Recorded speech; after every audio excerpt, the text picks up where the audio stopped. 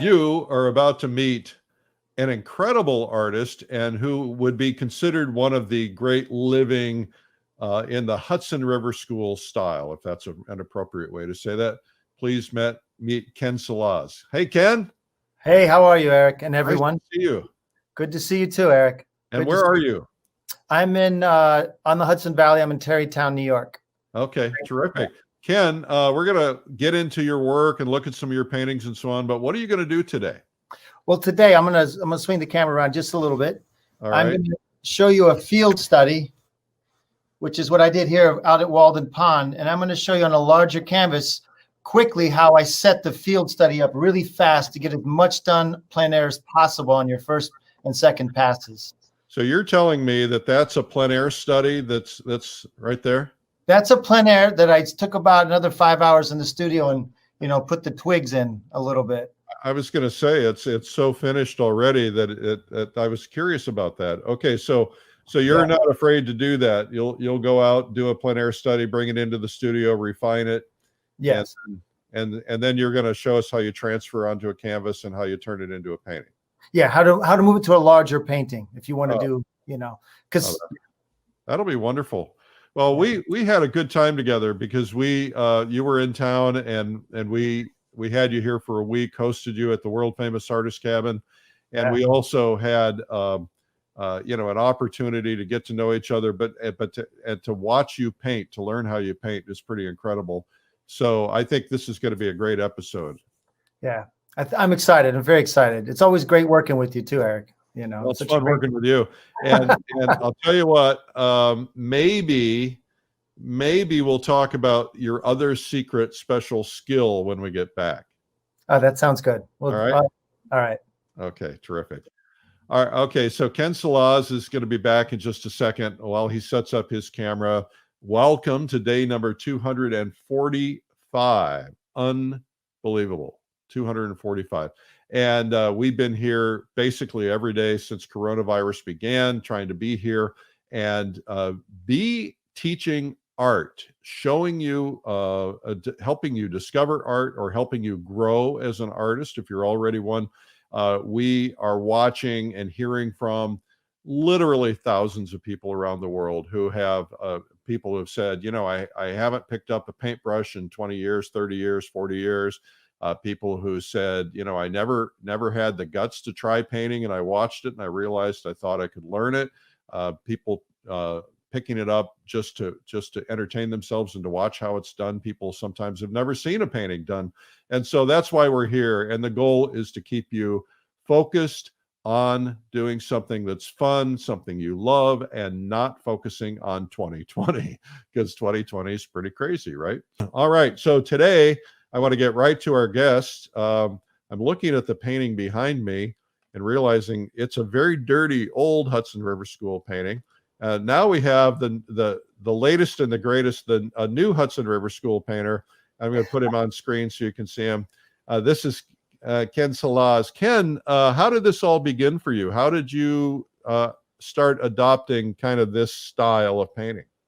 I was studying with Jacob Collins at the Grand Central Academy over a decade ago, and he would have this all summer. Well, 6 weeks in the summer, we'd paint up in the Catskills in the Hudson River style. So I would paint with him and Ted Minoff, Edward Minoff, and a couple others for 6 weeks straight, and that got me so hooked into the style and to plein air and landscape painting.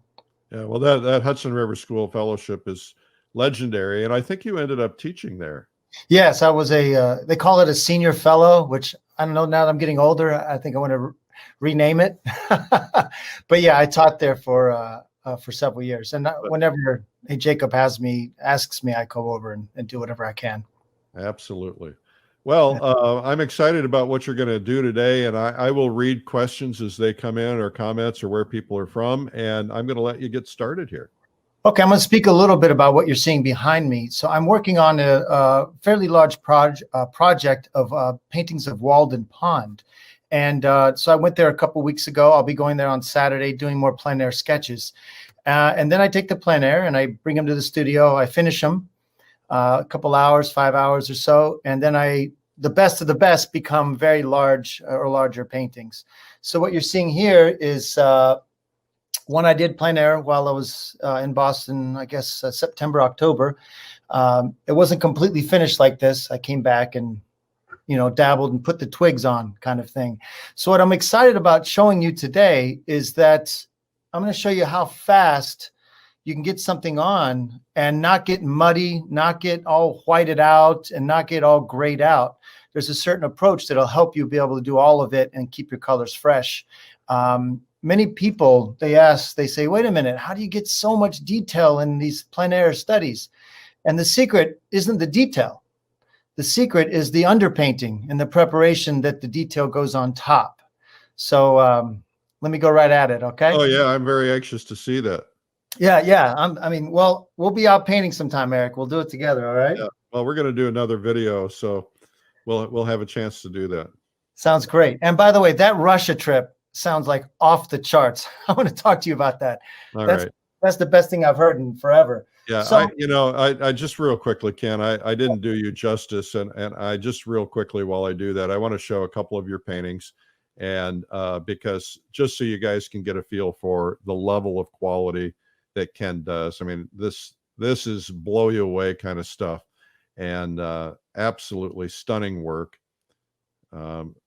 Ken is follows what I call the drama rule. In my life, I say no drama, but drama's okay in paintings.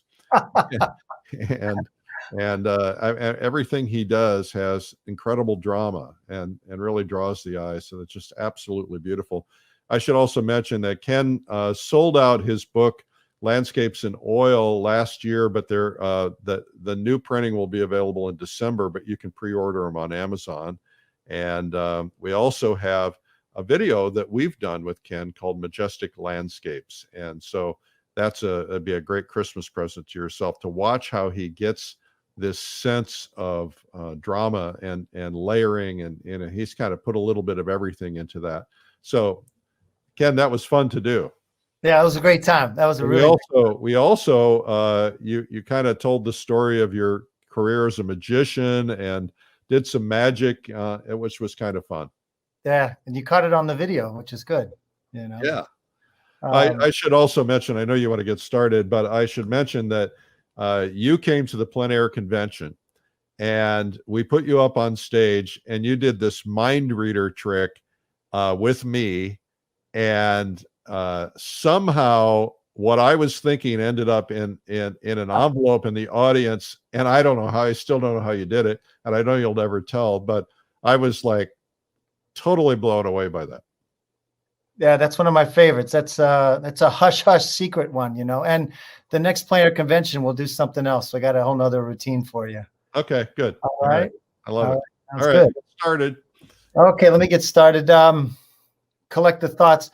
So here we go. Of course, you're never supposed to put anything in the middle, but I did it anyway because sometimes when I do plein air, I'm not sure if I'm later going to shift it and make more of a sky painting or make more of a foreground. Because when you put the horizon up top, it's more of a foreground painting. If you put the horizon at the bottom, it's more of a sky painting. So often in my plein airs, I just put it in the middle and make a decision later. In this case, I'm going to leave it in the middle. So I know it's right about there. That's where the jetty comes out. You got your rule of thirds here, right? A lot of people don't know what that means, so you might just mention that. All right, I'll do right here on the canvas. If you divide your canvas into 3 parts vertically and 3 parts horizontally, right where the intersections are the crossroads.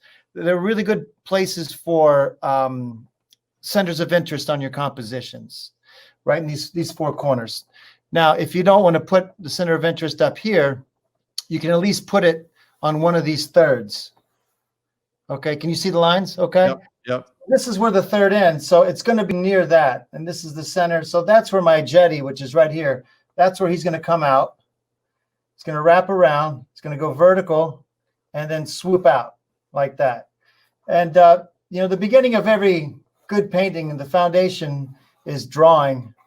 That's such the foundation of a good painting. So I like to get the beginning started with pencil. So it's drawing, then I focus on value, and then I focus on color. All right. So when people say, how do you get that light? How do you get these dramatic effects? Or I go drawing, which puts everything in space linearly. Then I focus on the value, and that's going to be where your color and your light's going to come from. Okay. So you can see here, this little section is the highlight of the whole painting, and that's where your eye is going to go. And it's going to be, it's like a mini painting inside of a painting. You got this guy here, and you got the guy standing there. That's the ooh-ah moment. Right. Your focal. All right. The ooh-ah. So this is the part. The next part is pure painting, and this is how you're going to keep your colors clean and get it done quickly. I know you're on the edge of your seat. You're going to work from background to foreground. And what happens often, every Friday I have students, we go out and we do plein air painting. They always mix their tree colors into their sky, and then this gets all mushy, and then this gets all white, and this gets all dark, and there's a green, things messed up. So this is what I've done to help them avoid that mistake. Let me get the sky here. I pre-mixed this before I got on the video, and I have some clear cellophane, and I just put a little dab on there to check the value to see if it's close. Yeah. And it's a little dark. Yeah. So add a little white, and then I'm ready to go. So you can always check your values with your plein air studies like that. And you're painting on a panel, is that right? Is it linen? What is it? Yeah, this is linen. Oil primed? Yes, linen oil primed. Usually when I do plein air, I paint on a panel, oil on panel, gessoed, because it dries faster and you can move a lot quicker than linen. But in the studio, I often switch to linen because it has such a nice feel for the details. When you start getting the details, the linen's great. So here we go. I got my sky. Just going to lay it in. Now notice I'm staying away from this line right here. You always lay your sky in first. Always first, yeah. Because what happens is, and I always lay the sky in, and I don't do the clouds. Okay. Because during the day, the clouds are what's changing the most in any scene besides the light. Right. And if you put the cloud in early, and then guaranteed, and an hour later, some awesome cloud formation shows up, and you're like, I wish I had those clouds. Right. So what about warm sides and cool sides, and where the source of light is coming from, and as you phase down, are you going to be? Do you lay everything in first, or do you try to get that, that sense of light change in the sky? I get it. I try to get it right away, and I'll show you how I do that right here. Good question. Really good question. I ask great questions. You do.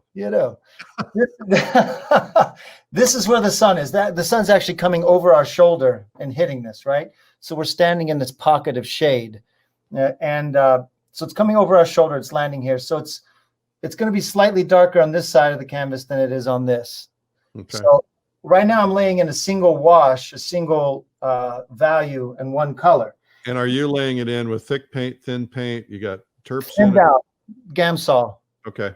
Yeah, this is thinned out. And as I get towards the bottom, or over here, I start adding in some radiant blue into the mixture, and it lightens it up even more. Okay. Because I want to, it does get lighter towards the horizon. Why use radiant blue instead of just white? White, give me a second here. There we go. Radiant blue, when you just add white into a blue, it lightens it, and it also kills the chroma. It drops the intensity of the color. No matter, it's not white's fault. It's just that's what it does. Yeah. So but if you mix in radiant blue, it's a light blue that has chroma also. So you have your main color, and if you add white, you're dropping your chroma. There you go. Right. If you add radiant blue, you got chroma, plus chroma, and you're adding it in. So as you drop down from here to here, you're not losing your chroma. You're just losing your value. Okay, good. Does that make sense? Yep. Yeah. Terrific. Thank you. Yeah. A lot of people talk about radiant colors lately. Yeah. So here we go. That's the first little pass. Now, to answer your question about the light,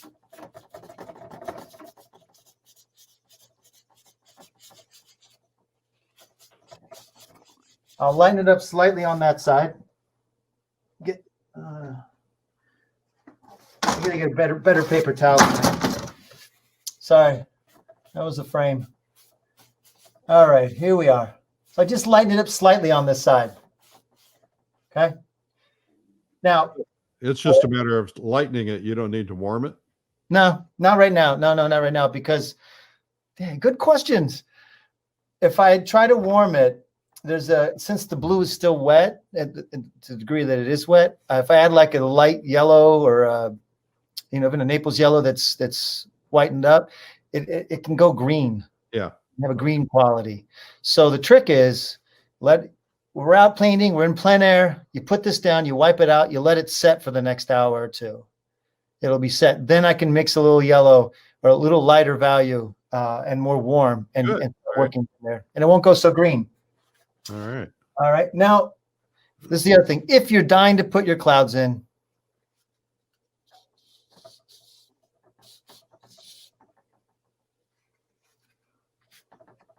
Really all you need. yeah. And I'll often do this. If I really like the clouds as they are in the beginning, I'll just make a sketch of them like that. Yeah. Cool. And then later I'll paint them in with actual paint. All right. Now we're going to go over here and get this mass in. I'm sorry. No, we're going to get this mass in. This is a very muted gray. It's like an olive gray. Yeah. But I mix some indigo in with it to make it cooler, and some white, which kind of dulls the color down. So let me show you what the mixture came up like. It's funny, Eric, that the further I get painting and learning more and more and trying to master the craft of painting, the more I realize I have to go back to how I painted when I was a kid, which is like basic shapes, basic colors, basic sizes, Yeah. And then, so that's too dark. Okay. Yeah, I can tell already. I'm just going to lay it in. And that. Your sister is watching. Oh, Megan or Beth, which one? Beth. Hey, Beth, how are you? Thanks for joining, Beth. Beth, you probably don't realize how famous your brother really is. Now at Thanksgiving, he'll be gloating. That's right. That's right. All right, that's the back. There we go. Back hills. Now, so you don't have to ask the question, Eric. Yes, I am going to lighten this side up.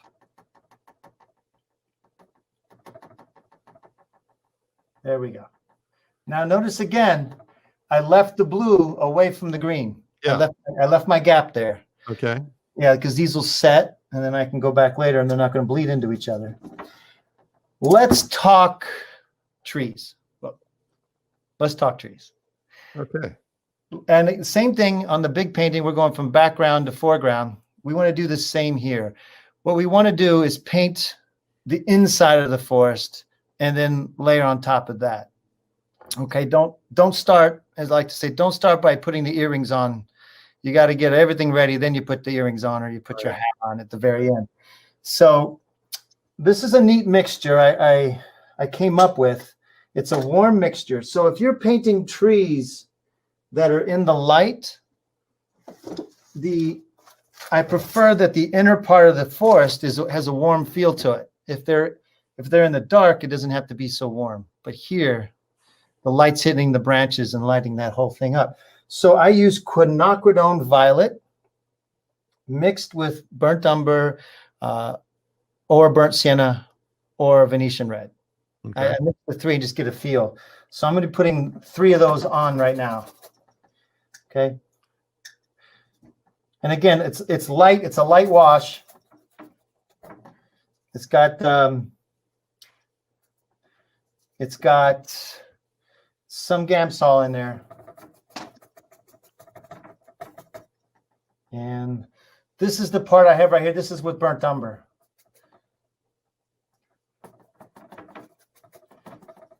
And very often, with my students, they paint everything too light with too much white too early in the painting. You don't want to do that because everything gets all washed out. So I try to get them to paint darker than they feel like they should. Somebody's asking about you're using small brushes. What kind of brushes are they?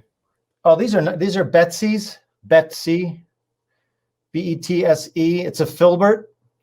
Yeah, boy, wait till you see the real small brushes I use. You know, we get down to these guys too. Yeah. These feel like large brushes to me, actually. I'm like, oh man, is this too large? And then over here, there we go. That'll get covered. But the light dappling through needs to have something to key off of over there. All right, that's all I'm going to do for my background of the trees. Pretty simple, right? Yep. Even a kid could do this. All right, now. Looks like a kid did it. hey, I'm young at heart, Eric. You know it, right? I'm just busting your chops. I'm knowing what I was signing up for. All right, let me get another brush here. What am I doing next? Okay. I'm going to go back to the background here now. Get the reflection of those trees. Again, the reflection, as a rule, the reflection of something in the water is not as dark and not as chromatic as the original. Okay. Like a photocopy, it doesn't quite get as much because the light's landing and it goes straight to your eye. Now it's landing, hitting another surface, getting absorbed, and then coming to your eye. So you've lost chroma and value. So if this is too technical, let me know, okay, Eric? Oh, we're good. We're good. Okay. Hello, Bangladesh. Thank you for tuning in. Israel, thank you for tuning in. There we go. Now I'm going to do this blue here. And I'm allowed, and you notice when I'm putting this in, I'm going sideways because the plane of the water is this direction. So I want to go with the plane. Are you using the same blue you used in the sky? Yes, I am. I am using the same blue. Get a larger brush. Now, this is really a great exercise in big shapes. Right? And man, Eric, I wish I had learned that 10 years ago to just let your shapes do the talking, you know? I'm darkening it up as I come down lower. And now I'm putting in, I don't like to use ultramarine blue in my skies. It just looks too fake. So I use either cobalt or I use brilliant blue.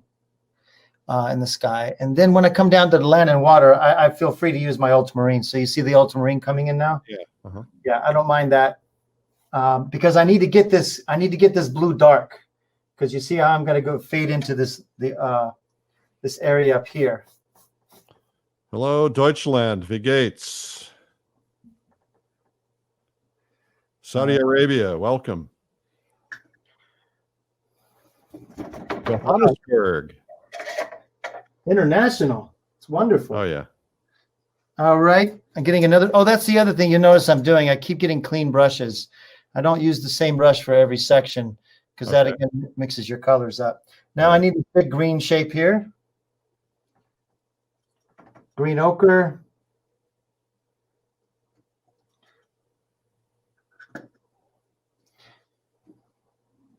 Yeah, let me know if you have any questions, Eric. I can. It said, what blue did you use in the sky? I think you said it was cobalt. Or yeah, cobalt. Yeah, cobalt. I use brilliant blue a lot. That's something McGurl taught me. Yeah. Which is a Utrecht color. Yeah. Yes, it is. Yeah, I got it from Joseph too. Ah. Yeah. Great guy. Terrific guy. Hello, Amsterdam, Canada. Did you notice I changed the direction of my strokes here? Because reflections go vertical. The water's planes this direction, but the reflections are going to be vertical. So that's why I changed the direction of the strokes. I know it might seem like a small thing. No, it's actually quite a large thing to consider which direction you're applying the paint when you're painting. Somehow it all shows up in the visuals in the viewer's eye, and you gotta account for that. Now I'm just basically adding orange and yellow the closer I get to the bank.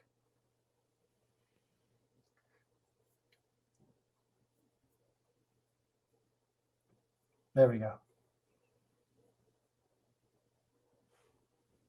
Wonderful. All right.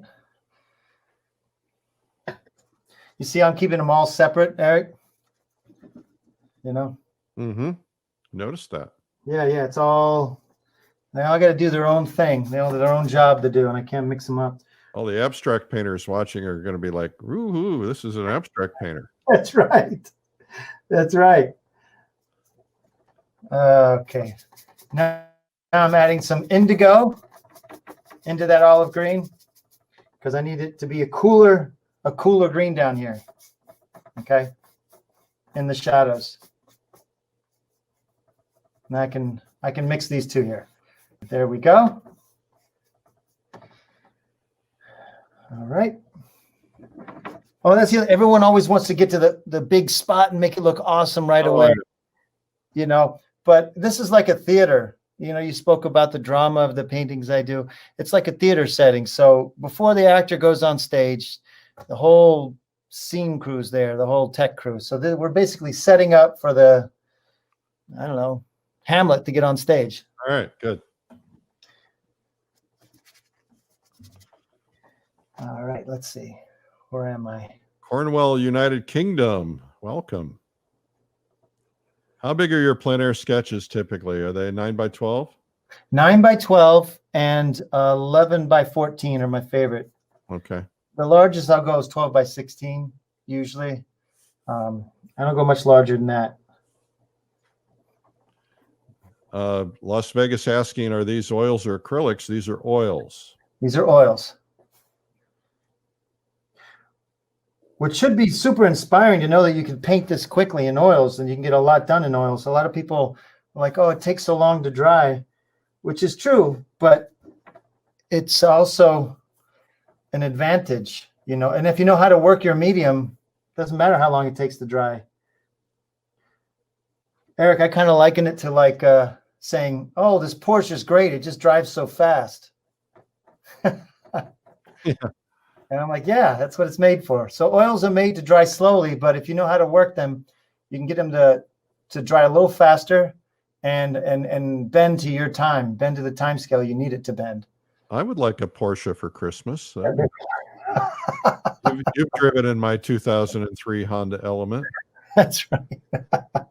Hello, Iceland. All right, here we go. Hi, Iceland. Okay, so here I got that in.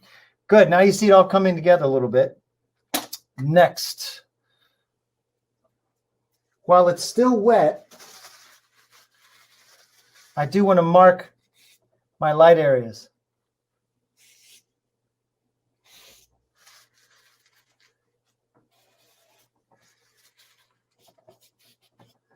That. And that's just wiping off. Okay. Big shapes, big color. That's how you work. Now, as I get to the edge of these trees, it loses its orange, or it loses this, because now we're getting the landscape's curving around. It's actually curving around, so you're seeing less forest and more edge of trees. So that's why on that edge, I changed to a dark greens, which.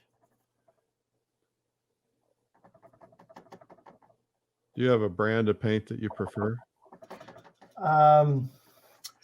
I use a lot of Old Holland and Gamblin. Yeah, those two are the major ones, Old Holland and Gamblin now. I notice you're touching your sky now when you're putting that green in. Yes, I misplaced the location of that sky when I came in. So I meant to bring it over I meant to stop the sky right here. So good catch. And to keep it from getting washed out, I just wipe it down. Now you see how much it's dried already in this short period of time? Yep. I can't hardly wipe it off now, right? Yep. And so although oils don't dry instantaneously, they dry fast enough where you can get a really nice painting going in a short period of time. What are the colors you used for the pink of the sand? That is Gamblin's, oh, sorry, that's Williamsburg Fanchon Red. Ah. Mixed with white and a little bit of Naples yellow. Yeah. Let's see here. Our tendency is to think that better golf clubs make us better golfers. And to some extent, there's truth in that, but it's not entirely true, right? In other words, professional grade oils make a big difference over student grade oils. But at some point, it's, some oils are definitely going to be a lot different than others, but they're not necessarily going to make you a better painter at some point. No, not at all. It's the techniques and the knowledge of the craft of painting. Yeah. Drawing, color, value is what makes the better paintings. Yep. It's yeah, that's what makes the better paintings. Now, on my studio paintings, Eric, I do try to focus on a higher quality paint, though. Like I use more Old Holland because they're large paintings and they really got to carry a lot of impact. Yeah, and plus you want to spend more money on them. Yeah, exactly. Go Yeah, for a lot of paint when you're doing big paintings. absolutely. So You want them to be high quality. all right, here we go.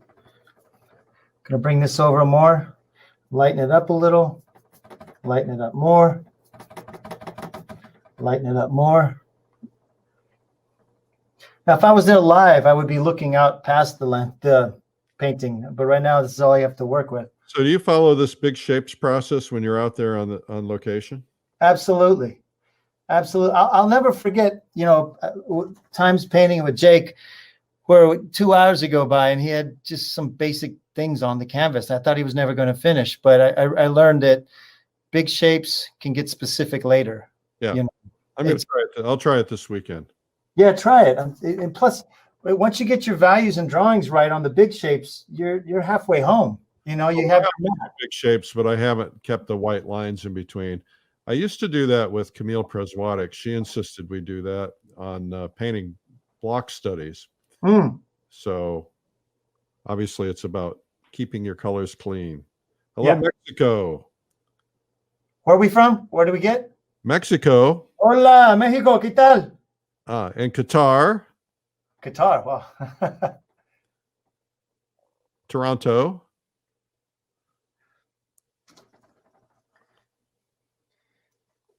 All right, now I'm going to put the pink in there, the highlight area. Okay. Question is, how long are your plein air studies? They run anywhere from 8 hours to 16 to 20 hours. So I'll go to the same location twice. Yeah. So real quick, I'll show you. Last Friday was the second day. I was on the Hudson River. This is a plein air. Wow. This is 2 sessions. So this is about 10 hours. Beautiful. Yeah. And you see, again, basic shapes. All right, now, here's the very next important technique, Eric. When I don't want any of these colors to get and mess up this nice highlight, right? Right. So there's a couple ways to make sure that doesn't happen. 1, I leave my gap. I'll leave my white there. 2, I wipe off whatever might be stumbling in there. And 3, I use oleopasto, and I mix it in with this color. Say what it is again. It's oleopasto. It's Winsor Newton's liquid oleopasto. Okay. And I put this in because it makes the paint move from a consistency of watercolor, which is what happens when you mix it with the Gamsol, right? It makes it watery or thin. Yeah. It dries fast. Well, the liquid impasto, oleopasto, it makes it thick like cake, like icing on a cake. That's the consistency it becomes. So it'll sit on top of whatever light thing you have, or whatever light wash you have on there. Okay. Make sense? Yep. So I'm going to mix up that color now, and I'll show you. I'll get it on, and then we're going to have our first sense of light going to happen very soon. All right. Well, you better hurry because you've got I'm sorry. What? 12, 15 minutes. Okay, 12, 15 minutes. Got it. About 12 minutes. Yeah. Okay. No pressure. Yeah, thanks, Eric. Thanks. Kids, don't try this at home. Yes, don't try it at home. Hello, Ottawa. Hello, Manchester, UK.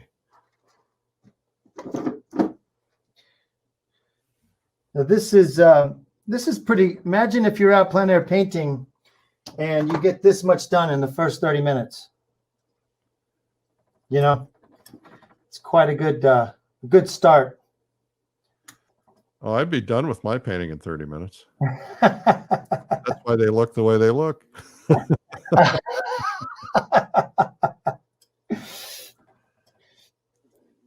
So is oleo gel very similar to oleo pastel? Or pasto? Is it? Have you tried? Is there a Yes, difference? I have. I think that's a Rublev brand that you're mentioning. And Gamsol makes a solvent-free gel. Have you ever compared the differences? Yes, I have. The Rublev oleo gel is also very good. It's a very high quality. I haven't tried the Gamsol at all, so I can't comment on that one. I have tried all three. As a matter of fact, I just bought a big order from Rublev. Good stuff. Yeah, they come in jars. They come in jars, right? I bought a big can. Yeah. That's what I mean. Yeah, big can of. Hello, Norway. Love Norway, man. The light there is incredible. We're going to take a painting trip to Norway.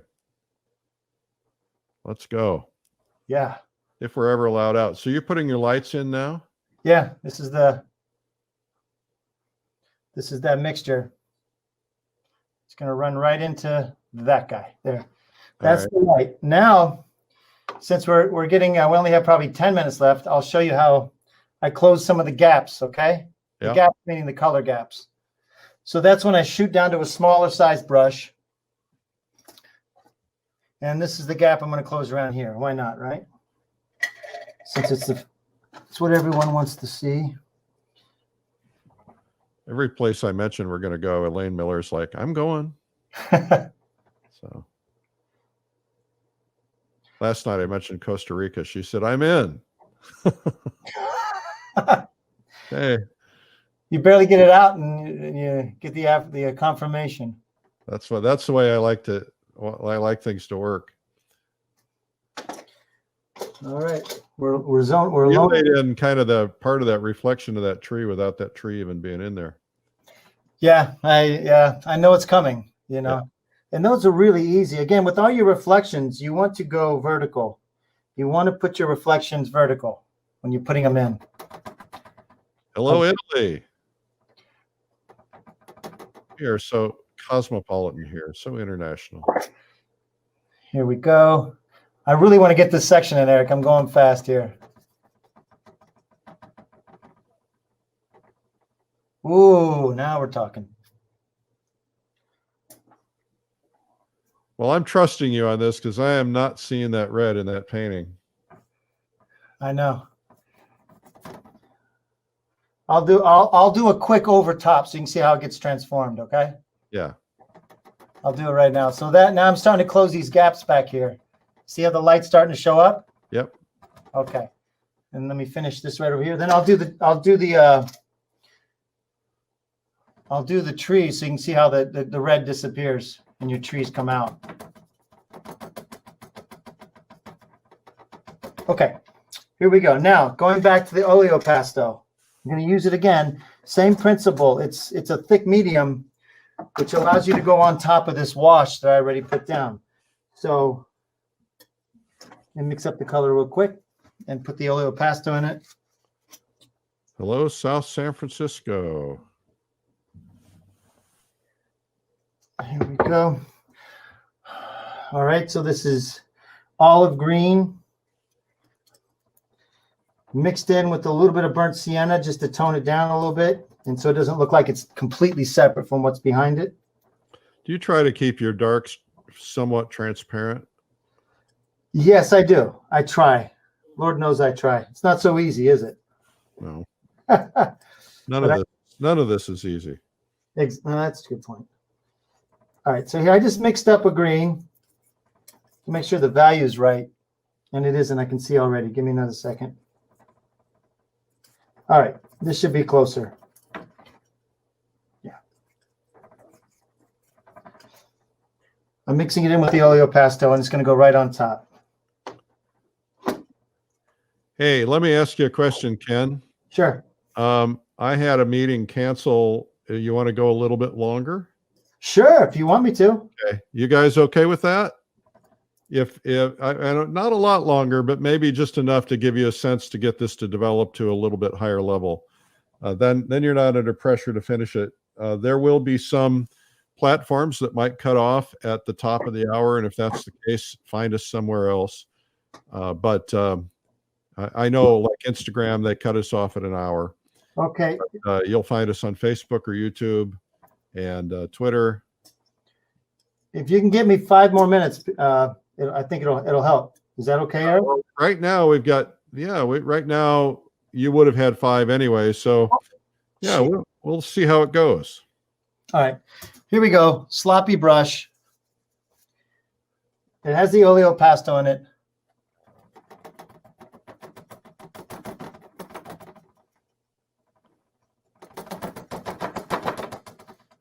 Yeah, they looks easy. It's pretty simple. This section of it, it's pretty simple. Now watch how dark it starts to appear when you get to the top. You see, now you know why I didn't mix it up there. You see now now I'm going over that gap with my oleopasto. Well, and also the tops of the trees tend to be lighter. Yep. You see, so now this is what I just filled the gap up there.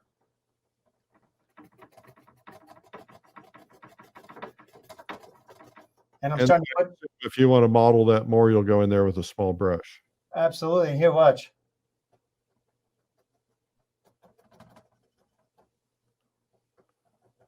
And with that oleo gel, you can, or that medium, you can just lay it in right on top of it. Right on top.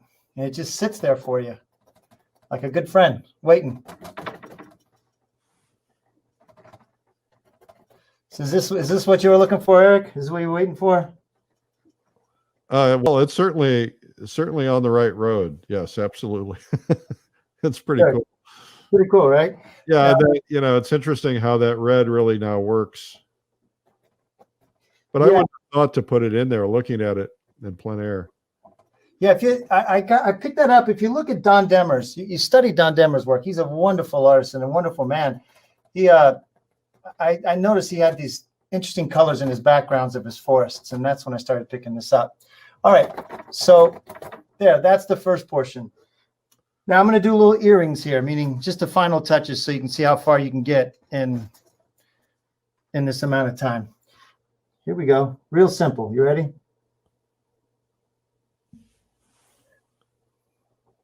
Now we can hardly see. Yeah, okay. So you're laying in some sticks. Yeah. Just like that.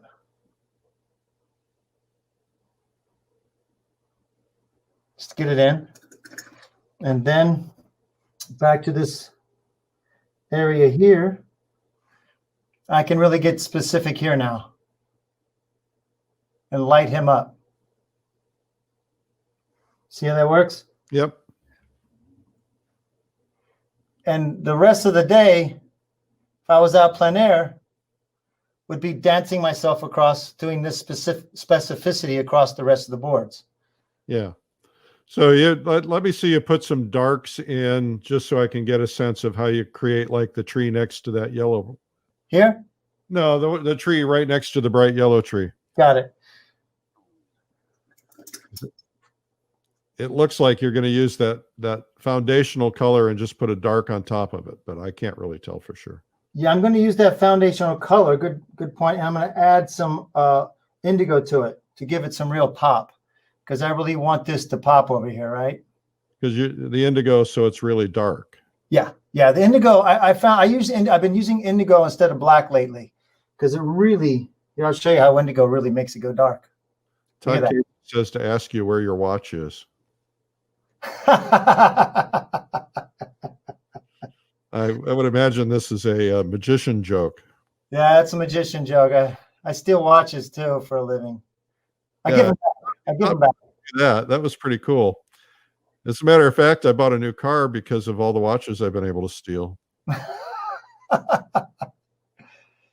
So you see the darks coming here, Eric? Is that good? Yeah. Now, how dark is too dark? Because typically, what I've always been trained is you want your darkest darks to be far forward. When you're going that distance, how dark is too dark?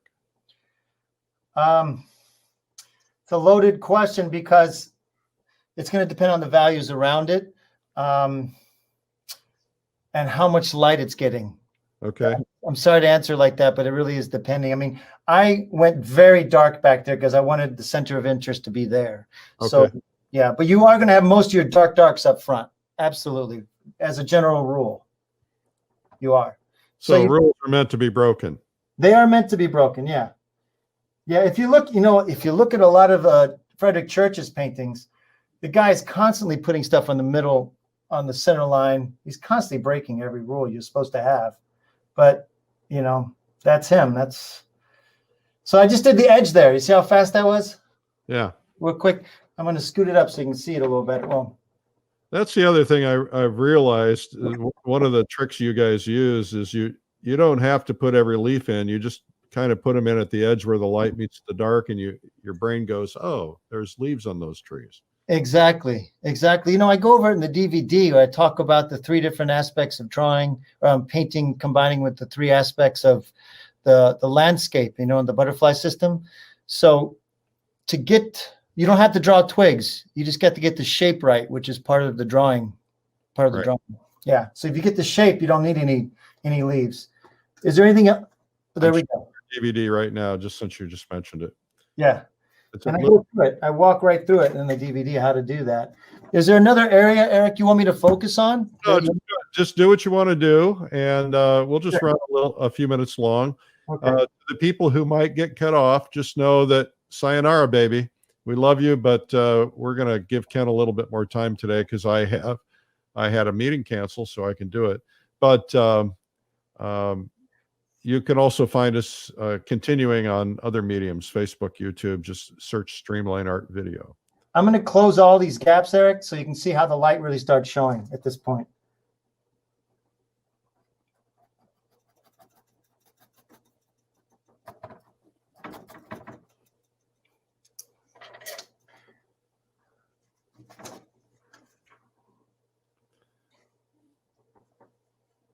And now my green doesn't bleed into my sky.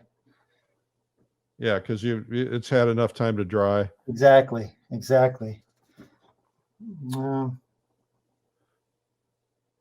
going to close all these gaps to make it too dark. Yeah. Still too dark. Man, there we go.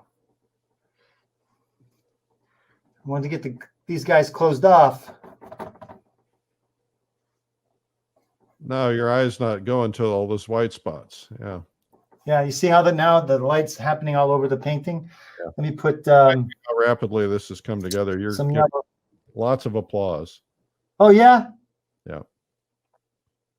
Lots of thumbs up. Oh, great. Appreciate that, folks. I really do.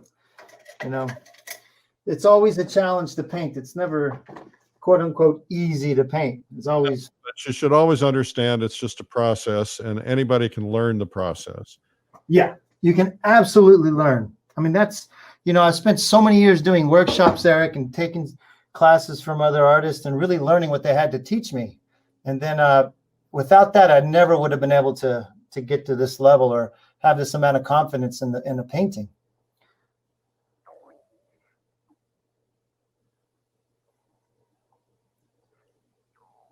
That's actually just come together just beautifully. Thank you. You demand. Thank you. There, most of my gaps are filled now. An exception to that one.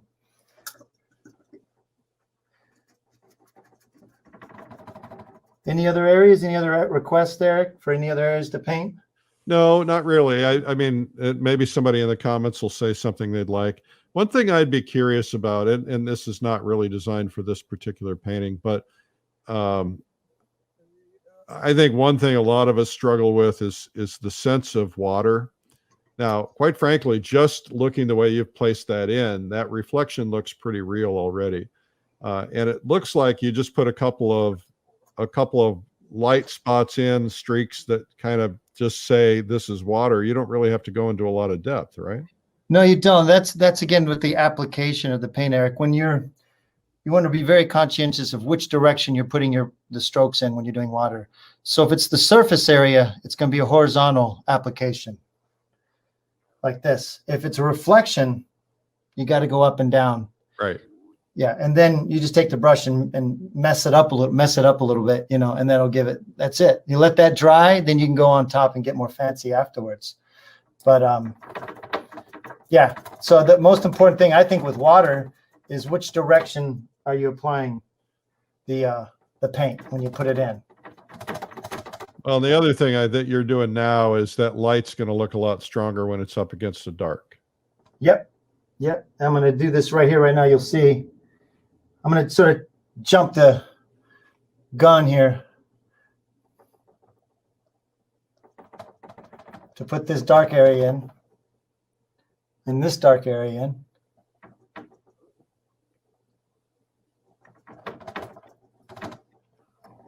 There. That way. Yeah. Cool. Nice, huh? Yeah, very nice. Well, this has been fascinating, Ken. Thank you so much for doing this. Thank you, Eric. Thank you for taking a little time, allowing me to paint a little longer. Appreciate it. Yeah. Do you want to show us a couple of things in your studio real quickly? I'll show you some paintings right now. I'm moving, so it's a little bit of a madhouse. But I have my wall, my finishing wall, which means I have a wall of paintings that I've started that I plan to finish. You know, so they're all lined up over here, and these are all of Walden Pond. And then I have also my inspirational plein air studies that I really want to get to on this table. So if I have a show coming up, which is what these are involved with, I put them on like a line, like an assembly line. And then I keep these for inspiration over here. Again, what you just saw me do, whoops. What you just saw me do with that painting is what I did with this one out in the field. It's a lot of oleopasto involved, you know. Very nice. Beautiful. Well, thank you for doing this today, Ken. Absolutely. That was a pleasure. And thank you everyone for joining. And please watch every day at 12 o'clock. Eric, he's got these great episodes. You're going to learn a ton, and it's a lot of fun. Well, that's very kind of you, Ken. And I should also mention that Ken has a couple of things out there. First off, we have the video where he goes through, I don't remember how many hours it is, but it's pretty long. And he goes through the entire process of painting, layering, glazing, trees, light, clouds, everything. So it's really terrific. I love the way that the radiating sun on the edge of that is there. He also has a fabulous book out there called Landscapes in Oil. It sold out, and this is a great publisher, by the way. And they have a new version, their reprint coming in December, so you can order it now on Amazon. It's called Landscapes in Oil. And I know that by the end of the day, we're going to have 10, 15,000 views.